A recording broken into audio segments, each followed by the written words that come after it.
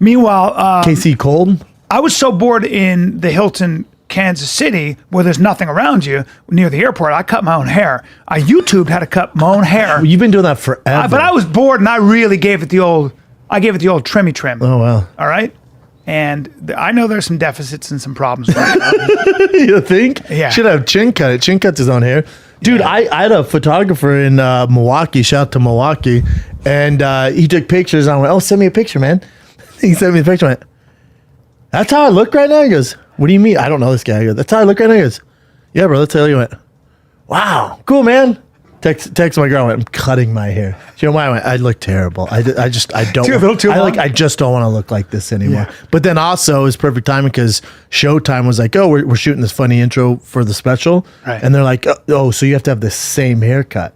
And I was like, "Oh, I'm growing my hair out like Bradley Cooper." They went, "Well, that doesn't work here." And also, what the fuck are you talking about? Excuse me, sir. You're not Bradley Cooper. Yeah, What are you talking about? He has like highlight. I was looking at his like highlights. You hurt my feelings one time a long time ago. We were in Austin and on a boat, and Aubrey was there, and he was wakeboarding, and he's all muscular and He's all tan. good. And there were like a lot of girls around. Yeah, and it was a great time. I felt a little self-conscious because I was white and skinny. Yeah, me too. I was all fat. And he has tattoos. You guys have, but at least you're big and handsome and tattooey, and I'm old and skinny. And Yeah. And I thought to myself, and I go like this. I'm looking at Aubrey, and he had a shaved head, and I go, just like to myself, almost. I go, I think I'm gonna shave my head again. And Brendan goes, "You don't shave your head. You're not going to look like Aubrey. You're not going to look like Aubrey, sir. You're not going to look at all like him. You're going to look like a skinny guy with a shaved head because you're going bald and you're old." Like, he's super loud. And I was like, and then those cops who stopped us on the motorboat, they kind of recognized me, and I felt a little better about myself. I was like, well, at least I got recognized. Right. Validation. Oh my God, it was so funny. Tell me why Is that NSYNC or Backstreet Boys? Backstreet Boys. That way. I don't think so. Yeah. Is that NSYNC? No, it's Backstreet Yeah, Boys. Big Backstreet Backstreet. Boys. Yeah. Oh, dude. Yeah, you are my fire, the one Okay, you take the first. desire. Believe when I say I want it that way. Now keep going. But we are two. How does it go, Jim? Two worlds apart. Can't reach to your heart. Is that how it goes? Ruined the song. When you Chin, say have you sang this song before? I was younger, yeah. For sure, do the country version of yeah, this, that I want it that way. but do it blind so you can feel. Tell like she me does. why ain't nothing but a heartache. Tell me why ain't nothing but a mistake. Sorry, dude. I get fucking carried away. Is there the acapella? What do they call it? Acapella version? Acapulco. I just sang it, dude. Well, with the Backstreet, because what's crazy is I watched this documentary on the Backstreet Boys because I'm way too into them. It's crazy how talented they actually are. And I'm the only one who was like, I think this Trump thing is going to happen. They all said no chance. Some of them said no. Some of them were like, and then one of them was like unequivocally, it is actually statistically impossible. And I was That's like, what I thought. Well, wait a second. I'm from Florida where anything's possible. And we actually, and here's the scary thing. The Florida of today is the America of tomorrow.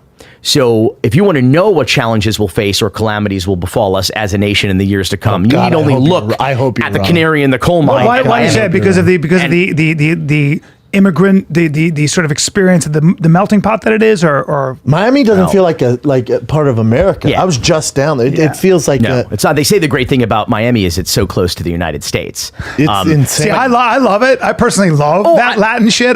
No, but it's not. I want to live it's there. not just that. Go live there. Really?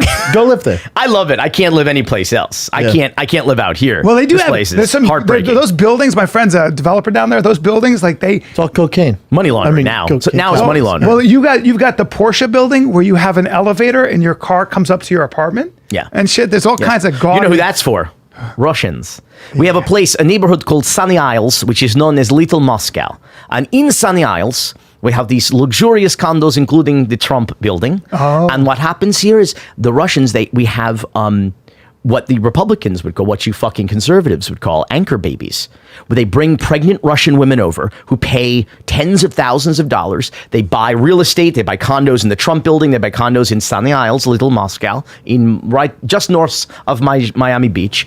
And they come and have their babies here, who are, of course, now American babies. But those American babies, anchor they'll be American. You'll never hear anything about this from the president. He never complains about them. I like Russians. He just looks at them as, these babies as future brides, I guess. But the what the fuck were we talking about? He was one of the original Hollywood tough guys. Look at him. Yeah. And like one of the early actor moguls, had his own production company, his own multi-picture deals. Look at the divot. Look at the divot in his chin. Yeah, in Culver City, there's the Kirk Douglas Theater there, right? Yeah. He built it with his bare goddamn hands. He fucking looks like it, man. Just rich as shit. Right. There he is now, yeah. Is that my grandma? Yeah, Father Time. Look at how long goes. his You know ears. what? Father Time is he's had his face pulled back. He had a great run, though. Cruel man. bastard. one of the Father one of Time, the I best. He had a great run. One of the best. I woke up Hall of Famer. the other day and I couldn't move. I must have How pulled old are something you? in my shoulder. 40. And Not and old. someone said, "Well, what'd you do?" I was like, "I woke up." Just waking full up. stop. I didn't lift a half gallon of milk or anything. Yeah. Or I just woke up. Father And Time, they're like, dude. "Oh, you must have slept funny." I was like, "No." You I was might be- Well, now you see why those baseball players do all that shit. I would Well, totally dude, you think might about be, you it. might be Totally. the only athlete I've ever met, pro athlete, who just doesn't have any injuries. It's kind of crazy.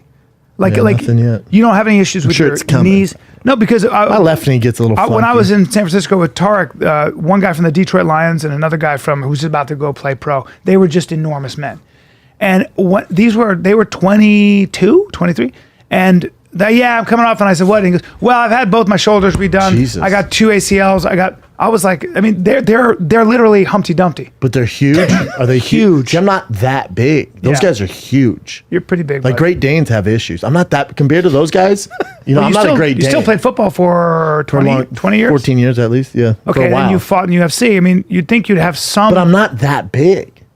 Like if I'm around other UFC heavyweights, I'm not big. right. Around But football players, not big. how does that keep you from being injured?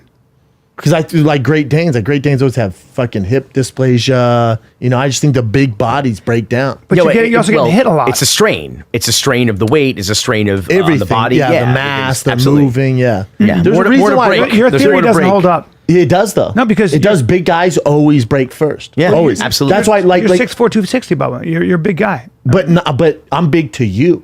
In pro sports, I'm not big. I'm big to you as an actor. Right. In pro sports, I am not a But big that man. wouldn't. I would think that if you were bigger, you'd have more padding and you could take more. But you don't have knee issues or anything. Is what I'm trying to say. No, it's just the strain. It's the strain It's on the all body. all the carrying strain all that the weight time. and that height. And It's also getting hit. Well, that doesn't help. Right. But that's why Rob Gronkowski, who retired, and I think most people should know this. No shit, man. The guy's had all those injuries. He's kind of done it all. 9 years. He's young. He's just like, yeah, I'm out, man. Like my boy Kloffenstein, the main reason he retired, he was a first pick in the second round to the St. Louis Rams. And then he just kept getting injured. I was like, dude, I'm so sick of being hurt. I remember after a game in Detroit Lions, went to go see him play his first touchdown catch, and we had to help him walk up the stairs after. And I was just like, Jesus Christ! I know a guy in Miami. You could help him out. Help him out. Yeah, Give him a protocol. But you've been around enough athletes. I've been an athlete where when I see the stuff with the HGH and them going to these clinics, like if people only had a hint of what those guys go through, everyone else would do it as well. Of course. Everyone. Of course. Well, everyone does. Like, most of the people that go to these anti-aging clinics are not professional athletes. They're just lay people who want to Just wanna sort of feel good. and they want to reverse the ravages of time. They're Everyone looking, does, right? I mean, that's Yeah. what it is. The I've heard anti-aging. good things about the cell stem cells are like all the athletes are really Yeah. really. And then, of course, what constitutes a performance-enhancing drug? Everything. Correct. Caffeine's a performance-enhancing drug. sensational. Right. Oh my, he's so good. He's so Well, good. he's so awesome good. anyway. I never understood. New Yorkers love to hate him because they'd always say he chokes during the playoffs, and they'd be like fucking, with his blue lips and all. The guy's phenomenal. He's just you ever seen him in person? heard that. Club kid? What is he? 6'4", 230, handsome as shit. I told you when I saw him in Vegas, I think I was with Rogan. We're eating at Strip Steakhouse in Vegas, Yeah. and there's a whole table of us, and A-Rod's there with two girls. He's single at the time. He's there with two girls at the bar, And I go, oh, A-Rod was my favorite. I love A-Rod. And I look, I go, oh shit, there's A-Rod. And the guys at the table, they go, oh man, fuck that guy. I'm like, what? The fuck? What, you butt-seat? What are you talking? What do you mean, fuck that guy? You know what he's done for this goddamn? He's amazing. Are you kidding me? This is one of the best baseball players to ever live. Right. He's an interesting character. Little respect, like for that skill set. He's an interesting character. Fucking J-Lo, you moron. He's also like his teammates like him. Like he's also well liked, isn't he? In the whole.